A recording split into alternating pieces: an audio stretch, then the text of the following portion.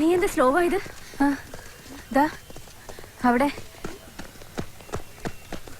ഓ, നമ്മുടെ പാവം വില്ലൻ. ഹോസ്റ്റലിൽ വെച്ച ആളുടെ മട്ടും പാവം കണ്ടപ്പോ സ്പോർട്സിന്റെ ഒരു ലക്ഷണം ഉണ്ടായിരുന്നില്ല.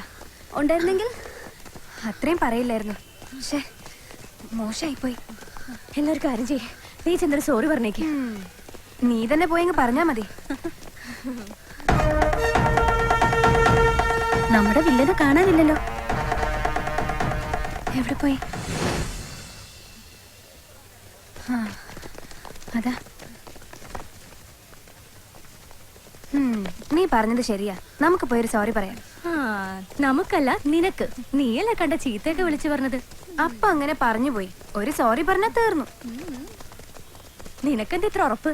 ഉറപ്പ്. എന്നാ വാ. വാ.